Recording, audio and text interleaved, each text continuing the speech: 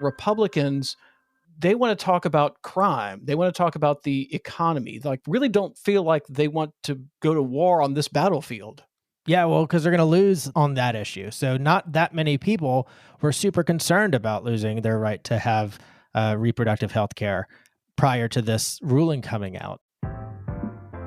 When people know the truth, they'll demand their political leaders act differently. On this episode of Pod Virginia. Michael, let me embarrass you for a minute because the judges said something really cool. Virginia's new court-drawn congressional districts. Not to say she's a shoo-in, that's to say she's got a 6 in 10 chance right now. We're joined by Chaz Nuttycombe of CNalysis. The 5th is kind of a cursed district, isn't it, for Republican incumbents? Sounds like you're saying it's a cursed district for the people who live there. Yeah, the both of them, I guess. We also talk about the debate over abortion after that leaked Supreme Court decision. This is a terrible situation from the human perspective. All that and so much more on this episode of Pod Virginia. I'm Michael Pope. I'm Tom Bowman. And this is Pod Virginia, a podcast currently accepting leaked Supreme Court draft opinions. Our DMs are open, so please send them over, give us a call. Slide on in there. Later in the show, we'll be joined by the one and only Chaz Nuttycombe, Director of CNalysis. He'll walk us through the congressional districts that have multiple candidates as a result of the court-drawn maps. It's part 3 of a series we started with Chaz back in January. First, we talked about the House of Delegates districts with multiple incumbents, which, by the way, turned out to be our most popular episode ever. Then we followed it up with a look at the state Senate races that have 2 or even 3 incumbents. What a heck of a show that was. If you haven't heard it, do yourself a favor, go back and put it on your playlist. Now we're completing the trifecta by talking about the congressional races. Hey, and speaking of Chaz Nuttycombe, we have an important announcement to make. Michael, do you have one of those special effects? What fanfare? Chaz Nuttycombe is joining the Jackleg Media team. That's right. The CNalysis podcast is going to be, from now on, a Jackleg Media podcast. Just like Pod Virginia and several other podcasts in development, the CNalysis podcast will be part of the Jackleg Media network. We're so happy to call Chaz our friend and now our colleague here at Jackleg Media. And we're working with him to reimagine his existing podcast, which you should go subscribe to. And we're really happy to announce that you can get a sneak peek of the new CNalysis podcast 2.0 later this week. If you're a subscriber to Pod Virginia or a follower of Pod Virginia, and of course you are, right? The pilot episode of the revamped CNalysis podcast will show up in your feed later this week, Thursday. I'm really excited about this, and I'm also looking forward to hearing it along with the rest of you. One more thing before we get to the news. Michael, congratulations are in order because you won a really significant award from the Virginia Press Association. Best in Show for non-daily writing. If you follow Michael's work, you know he's won a ton of awards from the Virginia Press Association, but this one is different because it says his writing for the Alexandria Gazette Packet is so good that it stands above all the other journalists who write for all the many other weekly papers in Virginia. And Michael, let me embarrass you for a minute because the judges said something really cool. The judges said, quote, "The writer's knowledge of his topics and accessible writing style shine through in these stories. Excellent explanatory journalism and a pleasure to read. So many great entries, but only one prize. Virginia is blessed to have such excellent community journalism and talented writers." Congrats, Michael. Well, thanks. I appreciate you taking the time to read the judges' comments there. And I would totally agree with the judges. Virginia is actually really blessed to have a whole bunch of really excellent community journalists doing very talented work. So having said all that, let's get to the news. Opponents of abortion rights in Virginia are already planning to support hospital construction standards for abortion clinics and ultrasound requirements for people seeking abortions. Even though Democrats hold a 21-19 majority in the Senate, Tarina Keene at Pro-Choice Virginia says Democratic Senator Joe Morrissey's opposition to abortion rights complicates the issue, especially after the election last year. Before, we had a pro-choice lieutenant governor who was the tie-breaking vote in our bills. But we don't have that now with the new lieutenant governor, Winsome Sears. So opponents of abortion rights, in effect, hold a majority in the House and a majority in the Senate. But Victoria Cobb at the Family Foundation says that does not mean bills restricting access to abortion will actually make their way to the governor. The problem is that because the Senate is controlled by Democrats, they control the committee process. And we saw this session that they will go to great extremes to make sure that a bill never gets to the floor. So that means that both sides of this issue will be looking to the 2023 election when control of the House of Delegates will be at stake and control of the state Senate will be up for grabs. And all of that will potentially determine the future of abortion rights in Virginia for years to come. So, Thomas, the potential action here of the Supreme Court taking away the constitutionally protected right to abortion is probably the first example ever in American history of a right being taken away. Usually rights are given, not taken away. So once this constitutionally protected right is removed, it's no longer protected by the Supreme Court. That means every state can do with this whatever they want to. Obviously, we're hearing about lots of states where abortion will be impossible. Right now, access to abortion services in Virginia is one of the best states in terms of access to abortion at this particular moment, but that could go away after the next election if a Republican House and a Republican Senate create new roadblocks to abortion. We have a Republican governor that's eager to sign them. So this is all really contingent on the next election and basically every election we've got going forward, right? Yeah, there's so much to unpack with this ruling that I don't know that we'll be able to get into every single nuanced aspect of it, but there's a couple things I want to highlight. So one, conservatives have used abortion as a wedge issue since 1980 when a bunch of people from the Heritage Foundation pulled on the issue and found that they could get their segregationist politicians elected again if they ran on a constitutional amendment banning abortion, and it convinced evangelicals to go for it. Whereas previously they thought that Roe v. Wade was a very appropriate separation of church and state. So that process gets started and they're able to win election after election after election against Democrats because Democrats aren't able to talk about the economy and their economic policies, which are the most popular of all time. Think about going back to the New Deal. This is where that all really gets derailed after Watergate, after Vietnam, and then we start getting off message, being forced to talk about abortion and guns. And so there's some history here, but there's some speculation that this policy got leaked by a Republican because they don't actually want it to happen, because then it's like slaughtering your golden goose, right? Why would you give up the one issue that justifies your election in the eyes of, let's call evangelical values voters who otherwise you don't align in your policies whatsoever? So that seems really convoluted, Thomas. So there's been lots of speculation on the motivation of the leaker. And I think the conventional wisdom is that whoever leaked this would be a Democrat, someone who supports abortion rights, leaking this to potentially change the outcome of the election so that abortion... Is that the conventional wisdom? I'm not sure that it actually is the conventional wisdom. But I was going to get to this. So the other potential option is what you're saying, which is it's someone who actually opposes abortion rights. And the way you just laid out that scenario, gosh, that actually is kind of convoluted. So you would leak the opinion so that something that you don't want to happen. I'm not phrasing this the right way. So there's two tiers of anti-abortion Republicans, right? So there's truly anti-abortion Republicans, and then there's Republicans who use anti-abortion as a bludgeon to win re-election or to win elections.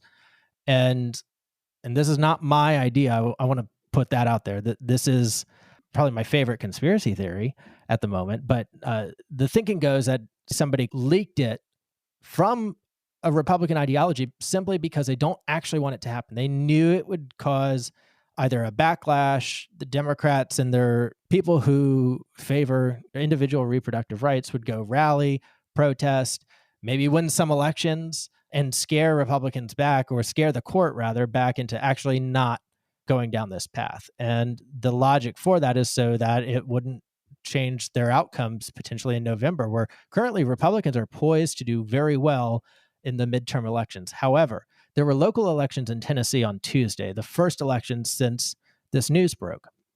And at Resolute Strategies Group, we've got a client who is an elected official in Tennessee and was up for election last week.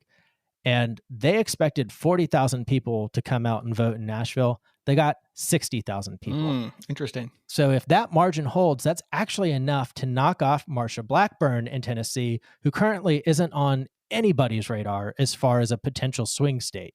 Now, I'm not saying that's definitely going to happen because there's a long time to go.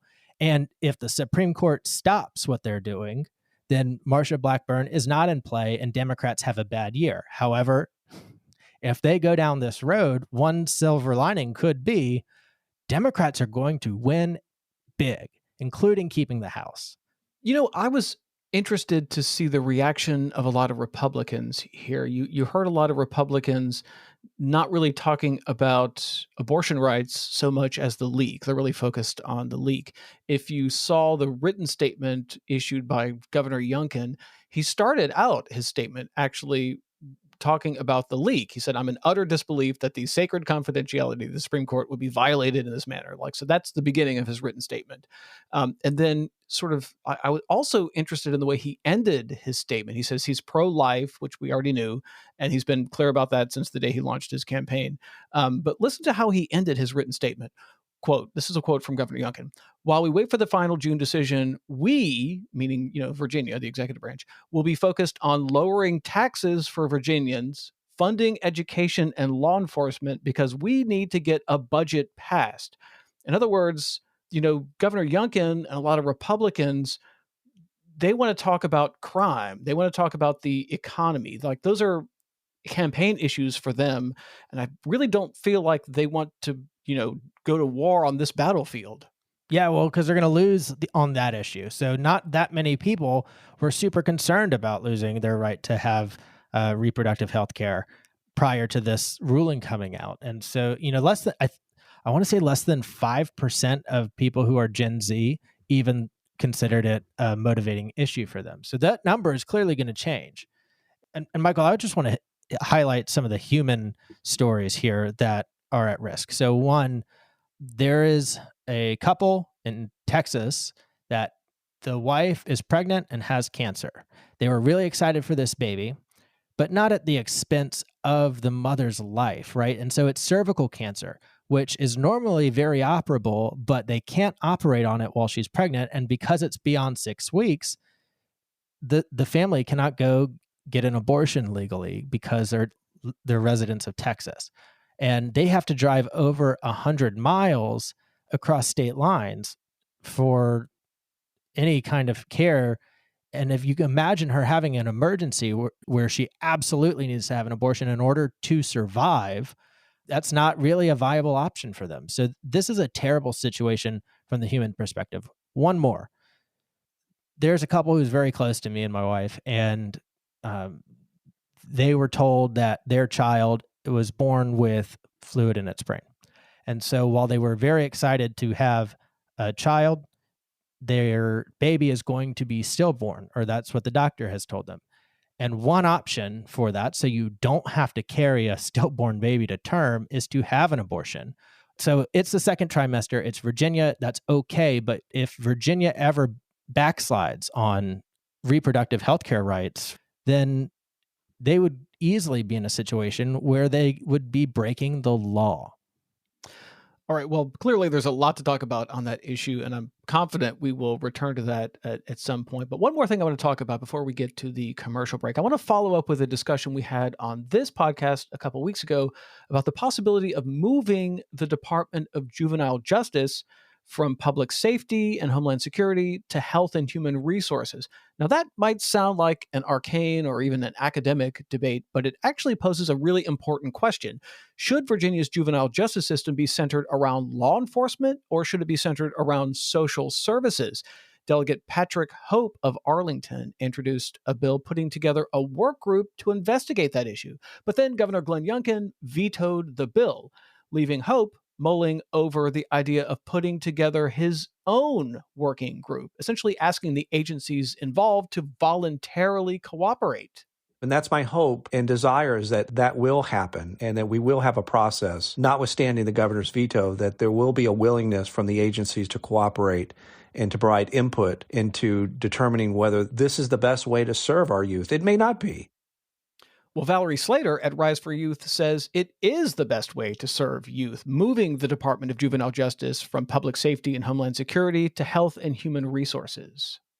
There are other states that have already done this, Utah, Arkansas, and they have the results to demonstrate that it is an effective practice to take a public health approach to public safety rather than a law and order approach. Now, in his veto message, the governor said if Delegate Hope really wants to move juvenile justice, he should just introduce a bill to do that instead of putting together a work group. But Delegate Hope says he really doesn't want to make that move unless all the parties involved have had an opportunity to look at all the issues first. So he wants to do his due diligence and get all the, I hate the word stakeholders, Thomas. He wants to get all the stakeholders in the room to get a sense of what their issues might be.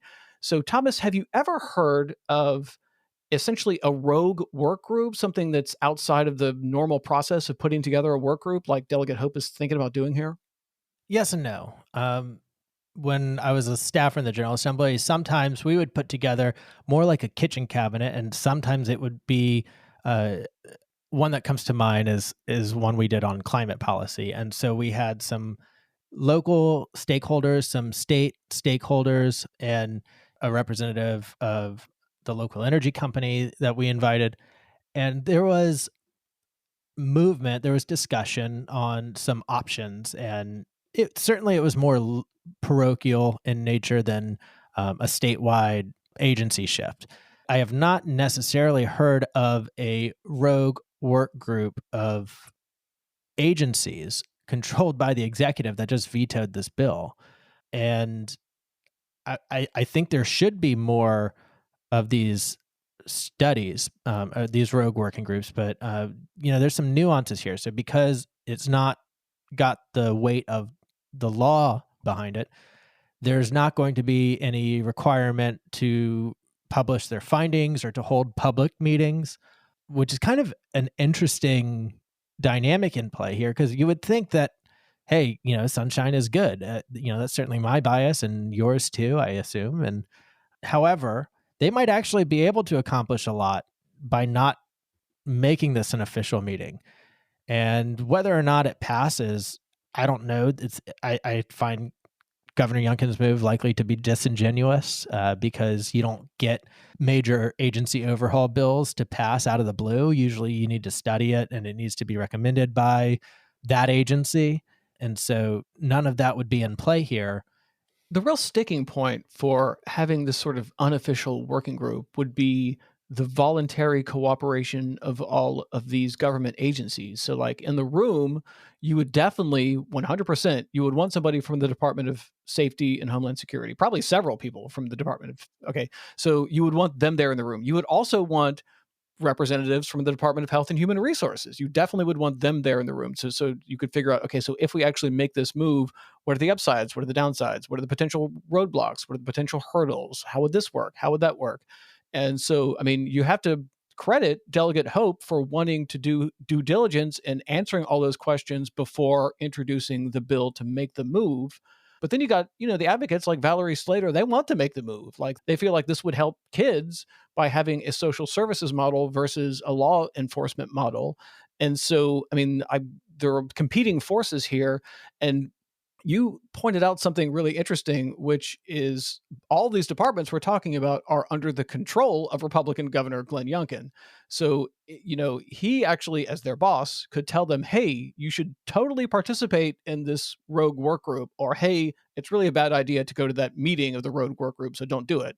So the same governor that vetoed the bill also will get to make the decision on whether these departments will participate in whatever Delegate Hope is able to put together. So I guess we'll have to watch and see what happens over the next few months on this. A lot to talk about on that, but let's take a break, because when we come back, we'll be joined by the host of the CNalysis podcast, Chaz Nuttycombe. He'll walk us through all the congressional districts that have been upended by the court redrawn maps. We'll be right back.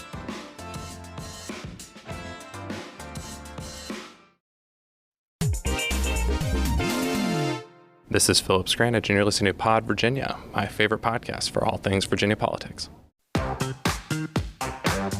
And we're back on Pod Virginia. We're going to open up our redistricting maps and take a look at the congressional districts that now have 2 or even 3 members, 3 incumbents, as a result of those court-drawn maps. Returning to the podcast to help us dig through the new maps is our friend, the Director of CNalysis. That's an election forecasting group that specializes in state legislative races. Chaz Nuttycombe, thanks for returning to the show. Good to be back.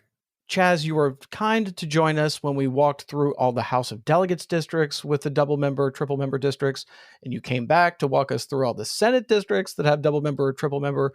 So this is a sort of third part in our installment where we're looking at the congressional districts that have more than one incumbent. So I want to start with Virginia District 1, the first congressional district, where we've got the incumbent, Rob Whitman, and we've also got Abigail Spanberger, who technically lives in this district. I think she's already announced that she's seeking re-election in the 7th. But what do you make of the dynamics here in the 1st and the 7th between all these potential candidates running for Congress? Yeah, so the first has the Richmond suburbs, parts of Chesterfield and Henrico, and then it's got the peninsulas in that district. This is a Trump plus 6.7 district. It's not going to be competitive until, I would say, 2026, if a Republican is in the White House, at the earliest opportunity. So Spanberger is going to be running in the 7th. It'll be interesting to see what happens there. I have the 7th as a toss-up. Even though the 7th did go for Biden by 6.7 points, this is almost all new territory for Spanberger. You only got parts of Spotsy, Culpeper, and Orange. Those are the areas she's represented. You got Bryce Reeves running against her, and then I know you got another great Republican candidate from Prince William, and I can't remember her name, but that's going to be a very interesting duel between the two of those candidates on the Republican side here. But yeah, the first district, it's a solid Republican district. It's not going anywhere in 2022. Rob Whitman will stay in Congress, and we'll see what happens in the 7th. Yeah, this is the big fight, the one to watch. And Abigail Spanberger coming in as the incumbent is got the leg up. So we'll see. I personally hope she can beat Bryce Reeves. Bryce Reeves is a tough campaigner. So a not so fun story about Bryce Reeves. When he first ran successfully for the Senate against then Democrat Ed Houck, who ran the Senate back then, he went, allegedly, I have to say, he went to all the black churches and told them the wrong day for the election. And it's speculated that he won his original race because he did that, and because Ed Houck, a substantial percent of Ed Houck's voting block did not turn up on election day. And so he is a dirty campaigner. That story may be apocryphal, but I did go to school in Fredericksburg, Virginia in 2011. I was there, so I heard stories. So I'll just say that, like, if that's true, he is a dirty campaigner. He's going to be tough to beat on either side of the aisle, whether it's a primary, whether it's a general election. And Abigail Spanberger has to not only be on her best game at the time, but she can't make a single mistake before then, and she needs to raise her profile a little more. All right, another double member district we've got is the 3rd Congressional District, where we've got Bobby Scott and Elaine Luria. Now, Luria's already said that she's going to run in the 2nd, where she'll face perhaps Jen Kiggins or Scott Taylor. Chaz Nuttycombe, what do we make of the political dynamics here between Congressional District 3 and Congressional District 2? Yeah, so Luria is going to be running in the 2nd. And Bobby Scott will, of course, remain in the 3rd. That's, a very a diverse district. It's Biden plus 38.2, solid Democratic district. So the real conversation here is the 2nd, where you've got a slightly redder district for Luria. Some new territory she'll be running in, parts of Southampton County, Suffolk, and Isle of Wight, and Chesapeake as well. So I would say Kiggins is a slight favorite here. Assuming that she will be the GOP nominee, which I think she will.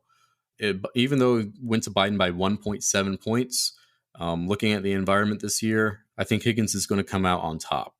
That's not to say she's a shoo-in. That's to say she's got a 6 in 10 chance right now in our forecast, although these are preliminary ratings.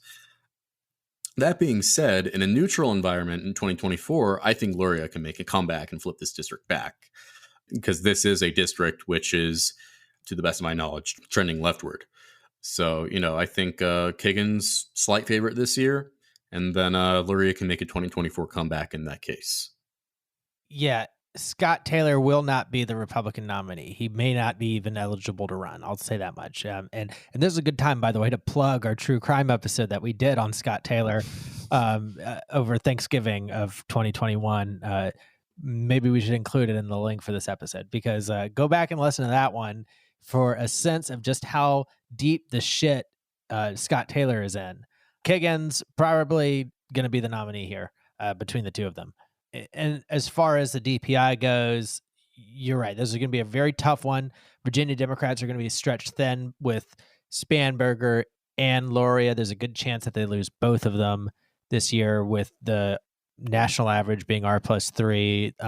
Biden is doing very poorly in a lot of the polls right now. So this is not shaping up to be a good year at this point in time as we're recording this for Democrats.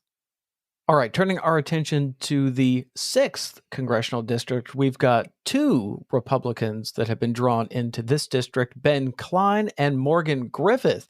Now, Griffith has announced he'll seek re-election in the 9th. So, Chaz, what do we make of the dynamics here between the 6th and the 9th?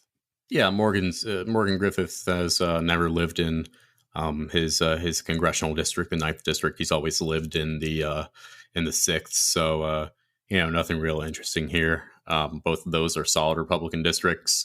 I don't think either of them, if they were to get a challenger in the Republican contest, they would lose. So they'll both be in Congress next year. The only thing I can really add to this is that the reason Ben Cline got endorsed in the first place to go be a congressman is because his colleagues allegedly hated him and wanted him out of the House. This man has been described to me most accurately as smarmy and has probably one of the House's most punchable faces after Matt Gaetz. But unfortunately, he's going to stay as congressman.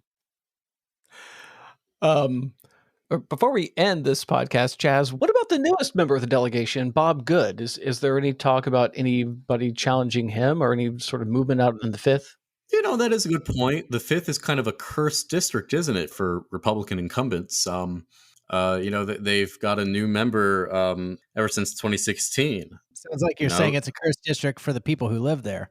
Yeah, the both of them, I guess. I have a hard time seeing Bob Good losing a challenge from his left, because Bob Good is obviously the most rightward in the Virginia congressional delegation, and his district is solid Republican and went to Trump by 8.3 points. I'm not, and I don't really think, even with the way that district is trending, it's going to get any friendlier for Democrats, given that it still has Southside in it, which is rapidly trending rightward, as well as other parts of rural Virginia. But, again, there is the curse for Republican incumbents in that district ever since 2016 of, being a one-term wonder. All right. Well, this has been a great conversation. Chaz Nuttycombe of CNalysis, thanks for joining us. Thank you. Pod Virginia is a production of Jackleg Media. Our producer is Arian Ballou. Our social media manager is Emily Cottrell. And our advertising sales manager is David O'Connell.